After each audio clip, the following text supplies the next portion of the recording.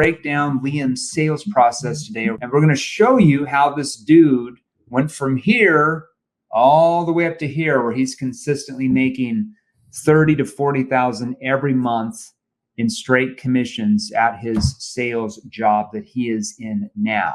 Now, I'm traveling this week. I got pretty good internet. I'm at my lake house. Anybody ever watch Ozark on Netflix? You know, Lake of the Ozarks, Jason Bateman. Well, I have a house here where all this stuff happens, man. It's crazy stuff.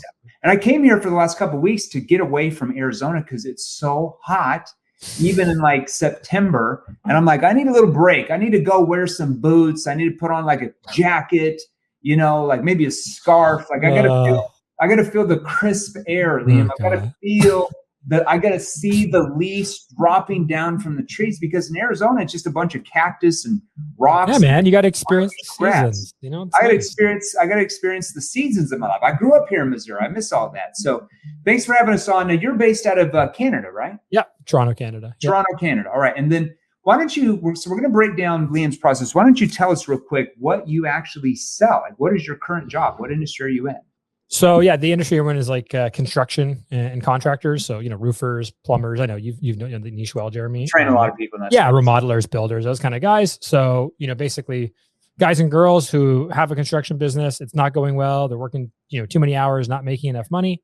And we help them, you know, make more profit, you know, get their time back, you know, hire better people, get structure in place, and allow them to, you know, scale their business profitably. Okay. So your company comes in that you work for, and they basically teach these general contractors, whoever they are, roofers, whatever, how to really scale their business. Yeah. So they make more money. Like, is it, when you say scale their business, to help them put better systems in place, sales, marketing, what is it? Yeah. So yeah, like definitely the system side, organization, you know, their admin, and then on how to, you know, market and sell better, how to get better customers, how to sell at a higher price, and how to just, you know, not be on the hamster wheel like most contractors. Okay, that makes sense. Now let's walk through that.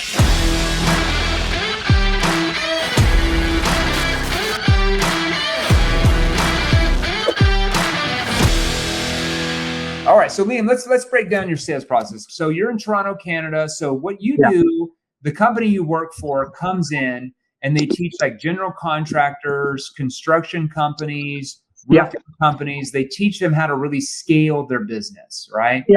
They've got a pre-existing business. They're just not scaling it. You guys come in and show them how to do that. Now, was this your first sales job, or did you sell something before this? No, I started my sales career like way back 16, 17 years ago doing door-to-door originally. Okay. And then I had my own construction business where I was selling homeowners directly. Okay. And then I sold SaaS for a while for a company that got pretty big, and then it got sold like to another company. But I've always kind of been in the construction home renovation space. Okay. I've kind of done a mix of things. Yeah. Okay. So you got in there, you were doing fairly decent. From what you were saying, you're making, you know, not bad, not great. Not bad, not great. So, you know, I think you came into you as a client, what, a year and a half ago, if I remember? Yeah, about 18 months ago. Yeah. About a year and a half ago. Yeah. So you've been here quite a while with us, and you got into like our like advanced inner circle program. So walk us through, because you're doing decent at sales a year and a half ago. What triggered in your brain to think like, hey, I need to learn more advanced skills? Like, what was going on in your mind where you thought like, hey, I need to learn more. I need to do something. Well, there's a couple of things. One was, you know, obviously COVID kind of changed everything. Had to sell on Zoom more. Had different objections coming up. Just a different landscape, right? Second thing was I saw there was a live that you and Matt did talking about objection handling and breaking down like basic stuff. And I was like, man, I don't really even have any of this. Like, I don't, you know, my objection handle was like, okay, you know, sure, think about it. I'll follow up with you in a week, and then you never see them, right? Yeah. And then the other thing was I had joined a Facebook group.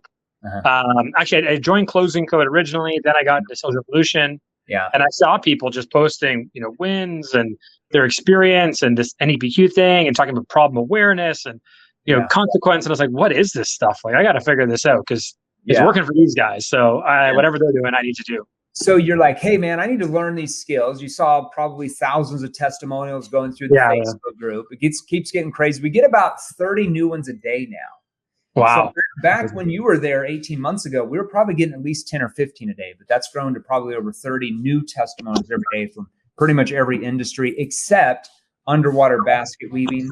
We've not got into that industry. Doesn't work for that yet. Right. All right. So, Jeremy, if I make around 180,000 commissions, do I need your services or should I keep chugging along? Well, I guess it just depends on if you want to make more than 180,000, Brandon. Because if you want to make 180,000 and that's it, you don't need us. If you want to make double than that, well, Liam, what would be the answer to that question? Well, I think it's a twofold. One is like, can you improve? Always, right? Like you can always get better. But two, right? What if you can make 180 in half the time?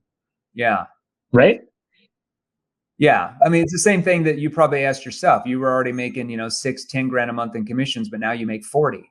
Yeah. So what's the difference? Skills. Yeah.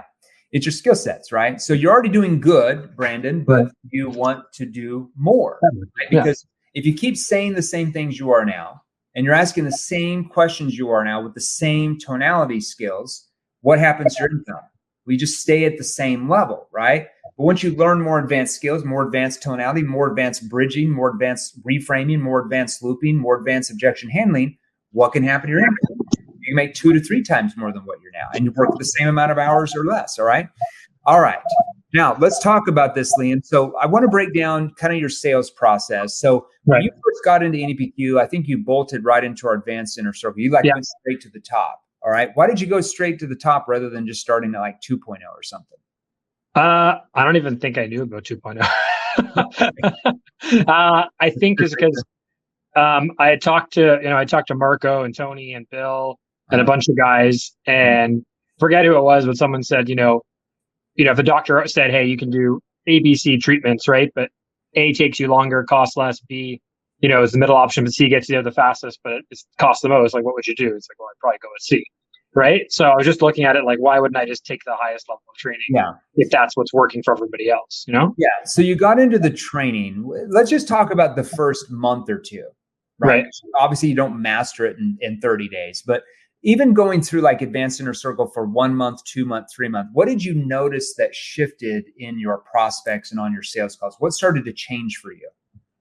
I think one of the biggest changes was that I was speaking way less and they were speaking way more in terms of like the length of a call. You look at the average call. So one, the call length went down overall.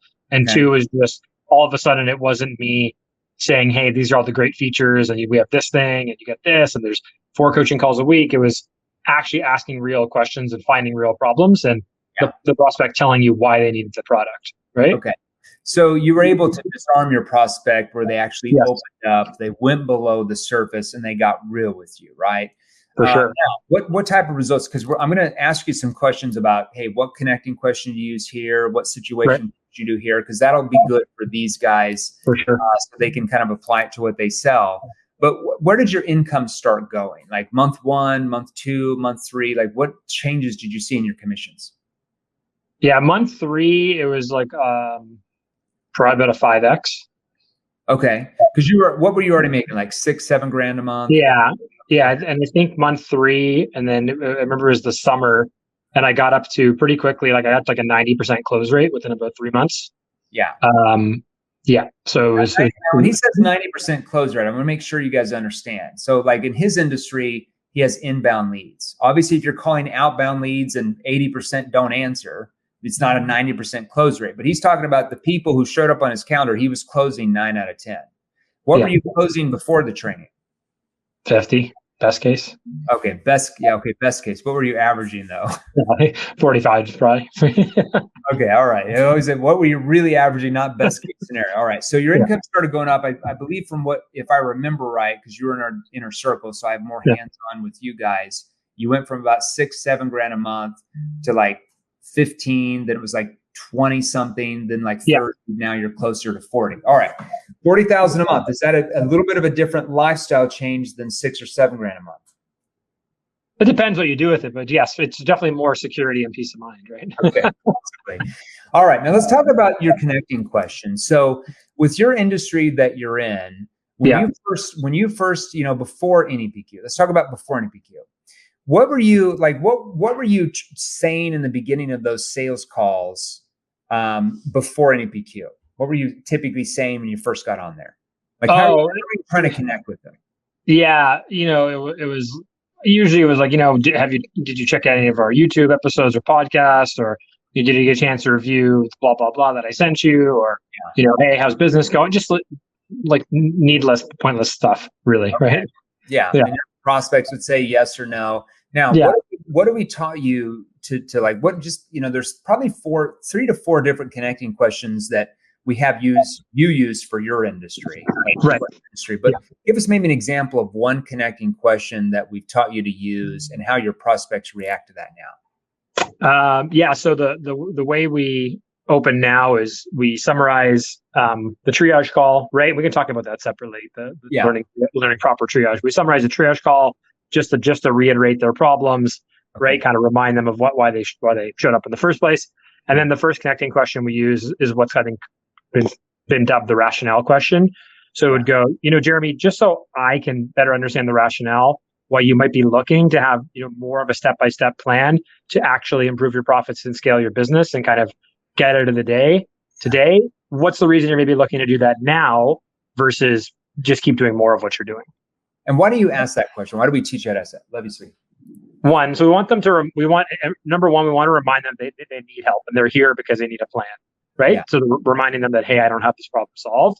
Yeah. And 2, we want to set up the whole frame of, if I just keep doing what I'm doing, this is what I'm going to get. Yeah. And if I don't, here's the negative outcomes I'm going to get. Yeah. Now that's typically on your second call. But for most people, let's say they're outside of their industry. Let's talk about like your first call, because that's kind of like a version of the first part of your discovery call, right? Yeah. So what's like a good connecting question you'd use on that very first call? So, some example ones would be, have you found what you're looking for in regards to your pricing issue, or are you still looking? Right. Yeah. That'd be a good one to start with. And then let's say they booked in because they mentioned they're having a problem, finding good guys, hiring. Right. Yeah. So we would ask something probably along the lines of, okay, and just so I understand, what have you currently been doing to solve the hiring problem you're facing? Right. Yeah. And they're going to go through all the things they've tried. Okay. How long have you been trying to do that? Right. Yeah. Why do you think it hasn't worked? More of your situation questions. A really good frame that you can do for your industry. You probably use this, but if not, I'll just kind of share it with you for your space, because you're training a lot of people in your space as well. Is on that first call, you can say, and this is probably like the second connecting question, because these are mainly inbound leads we're talking to, right? Like you may do inbound leads that book on your calendar. All right. So or from setters. So after you kind of like, Okay, so hey, can you hear me? Okay, good. All right, so John, it looks like you had booked on the calendar about looking for like possible outside help to really grow and scale your business, right? And they're like, right. That reminds them of why they respond. They're like, right. All right, and I would say, the first part of this call, it's pretty basic. It's more about us kind of finding out kind of what you've been doing, in the past and kind of now to try to grow and scale the business compared to where you're wanting the business to be. And once we kind of see what that gap looks like, just so we can kind of see what that gap looks like to make sure we can help. And then, towards the end of the call, if you feel like it, that it might be what you're looking for, we can talk about possible next steps. Would that help you? Yeah, that would help me. They're not going to be like, no, that would not help me. Now, that's a frame that kind of tells them in the beginning, gets in their mind that there could be a possible next step with you, because you do like a 2-call close. That possible next step for you is booking the second call. Yeah. You go over the options and kind of the presentation and all that kind of stuff. That's a really good frame that we train a lot of industries that are similar to yours, probably different, similar to yours as well, that you can definitely use for sure. And we do that. We do it in a lot of other industries as well. It's just a frame where they know there could be a possible next step. But notice what I said there. And towards the end of the call, if you feel that it might be what you're looking for, we can talk about possible next steps. Would that help you? Now, notice the words I use there: might be what you're looking for, and possible next steps. Those are neutral words, right? They're not overly assumptive. It's going to be hard for them to say, no, we can not talk about possible next steps. Like, nobody can say that, right? But if we said, towards the end of the call, if you're really excited about it and you feel this is great, we can show you where to sign up. that's going to trigger resistance in most people because they're not ready yet for that. You haven't helped them find the problems, right? Okay, now let's talk about like your problem awareness questions. What's one good problem awareness question that we've taught you to ask that really helps the prospects see what their real problems are? So yeah, there's a couple that we use. One that generally works well is, just so I can better understand, like, what have you like currently been doing to, actually solve this scaling profits, right? Hiring problem, right? Like in the past. And then from there to go into, okay, and like, what do you think has maybe held you back from having the success you want in your business with scaling it, using that approach you just told me about? Yeah. And then they'll kind of start opening up. How do they react to that? Like with those type of questions, how do they react now compared to what you used to ask them before NBQ? So now they'll go, well, I'm not sure. Like maybe you can tell me why, right? They start seeing me as a trusted advisor, right? Right?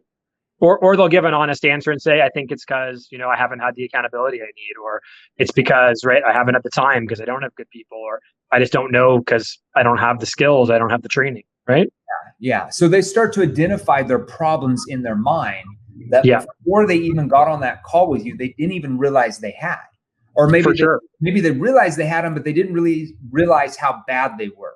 Or maybe they didn't realize the consequences of what would happen if they didn't do anything about solving the problem, right?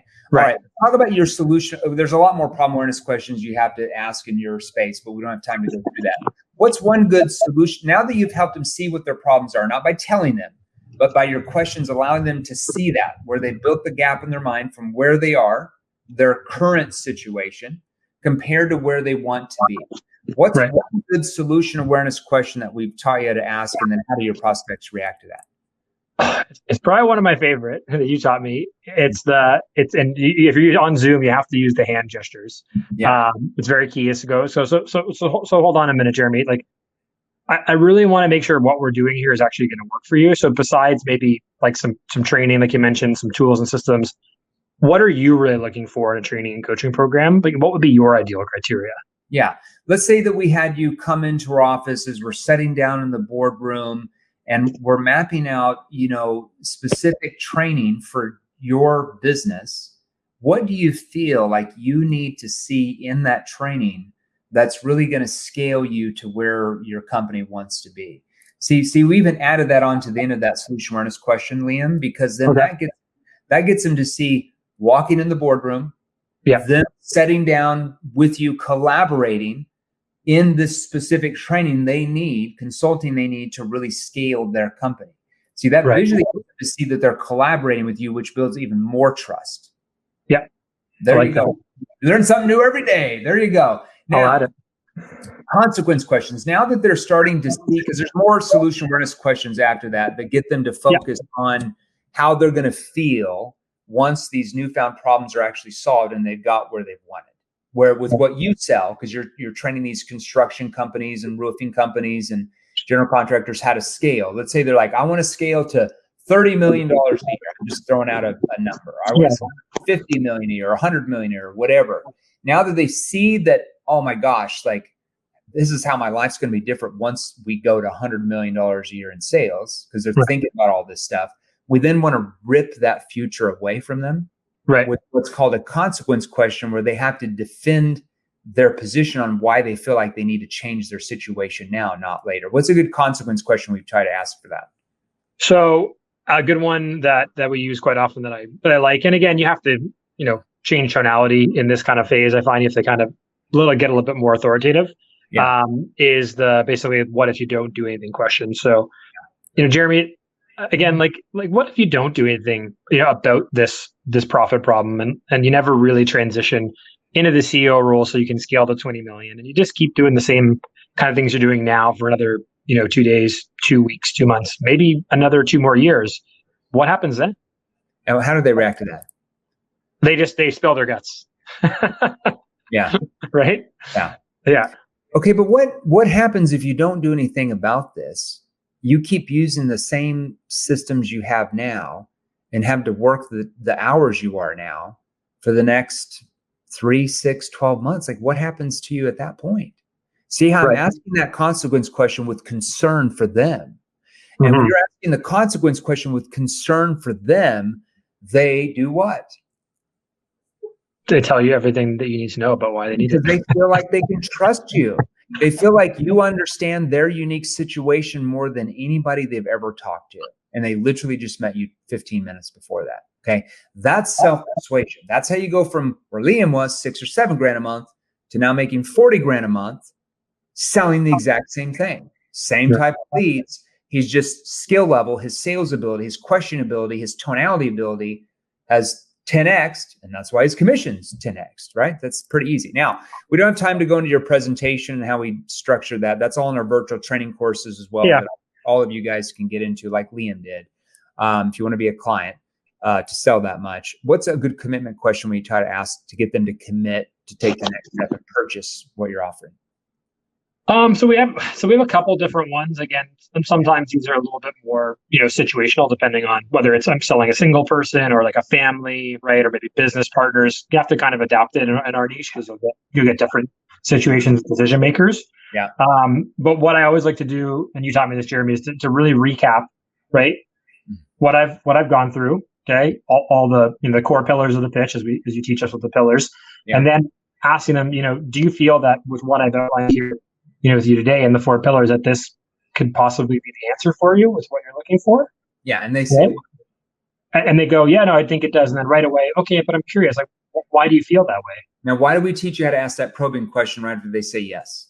Because we immediately want them to explain very clearly what the program does, why it's going to work for them, and why they need it in their own words. Yeah, because it's not us telling them why they need it, because that goes in one ear out the other, right? Because we're the salesperson.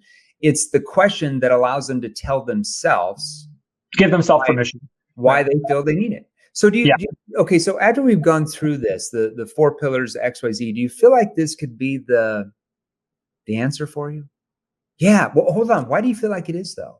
Well, because of this. Well, what specific parts of the consulting that we're talking about that we would come in and do you feel like, what specific parts of that do you feel is really going to help you scale to $60 million a year within 24 months? Well, at this part and this part and this part, it's very hard for them at that point to come back and say, well, I think I want to think about it. Or I think I need to do more research. Like how many of those objections do you get now compared to what you used to? Oh man, way less. To be honest, by consequence, I can pretty accurately crystal ball predict whether or not I'm going to get an objection, which objection I'm going to get, Yeah. Why do you feel like you know how to do that now? Because I know how to actually listen to people, actively listen, right? And how to pre-handle objections throughout when they drop subtle little things and they say something. Little red flags. Yeah, and how to spot those and address them then versus having to deal with them at the end of the call, which is, as you know, 10 times harder. Way harder, right? And if you do, way harder. We train you how to overcome all these different objections in our virtual training platform, because you still get some. But if you can eliminate, let's say that if you only learn how to eliminate half of the objections you're getting right now, if you only learn that one thing from us, how much more money would you immediately make right now? Everybody hearing me right now, just that one skill. If you only learn that one thing, eliminating half of the objections you get right now, type in the chat how much more money you feel you'd be making than you are right now. I'm curious to see what you feel you guys would be making if you just learned that one skill that Liam just said. By eliminating half of the objections you get right now, how many more sales would you make every single month after month after month? I want somebody to post that in there. That's interesting. Liam, any last words of advice you'd like to give anybody listening here that might be brand new to sales? Like, hey, should I learn new skills? That might be a vet that's already doing halfway decent that wants to make more money. Any words of advice you'd give them? I think the main words of advice I'd give is that ultimately, and I tell this to our clients, ultimately the best investment you can ever make is in yourself and your skills. And most of you guys are going to sell different things over your career, right? It's unlikely you're all going to work for one company for 30 years. Those days are kind of gone, right? You're not going to work for IBM selling computers, door to door for 30 years. Yeah, exactly. Yeah, those days are gone, right?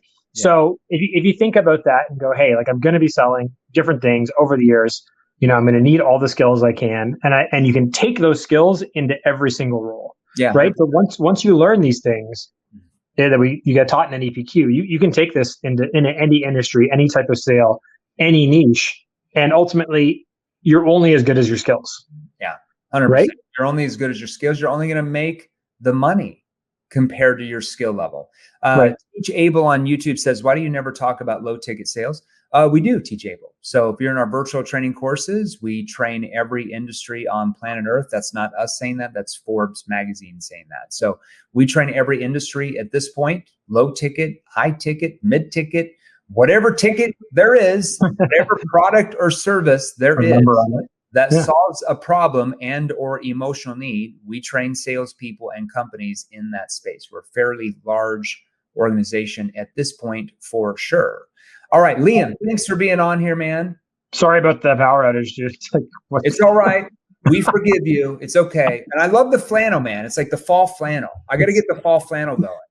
Jeremy, can I send you some flannel? Will you wear it? Send me the yellow flannel, dude. Like I love. This is mustard. All right. I like the mustard. See, it's not even pink. It's not even. Jeremy, get it correct, man. Mustard. It's Dijon. Right? Is it Dijon mustard? Yeah. Or, okay. Dijon. Yeah. I need to. I'm going to swap you. So we have a bunch of 7th level swag now. So we have hoodies, we have hats, we have sweats, shorts, t-shirts. So I'm going to swap you. If he can send me the Dijon mustard flannel, one of those, we can trade him one of like those hoodies. So he's warm. He's warm this winter. With what color hoodie do you want? You want red, black, green, blue? We got like 10 colors, man. I got black. Black's probably good. Okay, take down checklist. What size are you, Jeremy? Medium. I wear large. You're large, really? I'm 185 pounds, dude. You've been lifting, eh? Jeez. I'm 5'11", man. I'm 5'11". Yeah. Okay, so how much do you weigh? Like 180. Yeah. Oh, you'd be a large then. Get him a large hoodie. But I got smaller. I got to get the mustard shirt though. I'll get you the mustard. This is Barber. This is from England. It's nice. I love it. Get the 7th level embroidery. Hey, we're gonna get the 7th level embroidery. Yeah, I'll have to get a little All right. So if you guys want to acquire some of these skills that Liam's talking about for your industry, because we train thousands of people in your industry watching me right now, I can pretty much assure you at that point, our training is every industry on planet Earth right now, except underwater basket weaving. We have still not got into underwater basket weaving. We're trying to penetrate that type of account.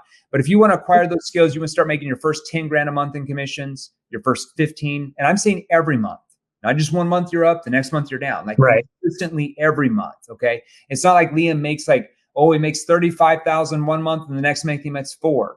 Like it's consistently makes it every month. Right. So you want to start making 20,000 a month in commissions in your industry, or 15 or 25 or 30 or 40,000 plus every single month.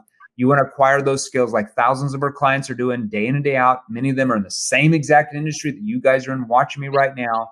If you're on LinkedIn, message me directly right now. If you're in the Facebook group or my Facebook or the Facebook business page, message me directly right now.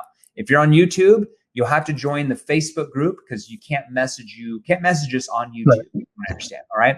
We are verified on YouTube now. Finally got verified. We're verified on Facebook and YouTube. We're still trying to fight IG to get verified on IG. We have like 200,000 followers. You're not an influencer yet, Jeremy. I guess we can. I mean, Facebook and YouTube love us, but hey, we go over to IG, owned by Facebook. We can't get verified. We don't know what's going on. Anyways, so just message me directly. Either myself or someone on my team will message you back different training options that we have for your industry if you want to sell and make that type of money like Liam is and all the other clients. Liam, thanks so much. Stay warm, brother. Thanks, guys. You're the best. Thanks, everybody. Bye, guys. Hey, guys, if you enjoyed these, here's another you can watch. Join our free Sales Revolution group. Click the link below. Join us, and we're going to help you. Thanks for watching. We'll see you real soon.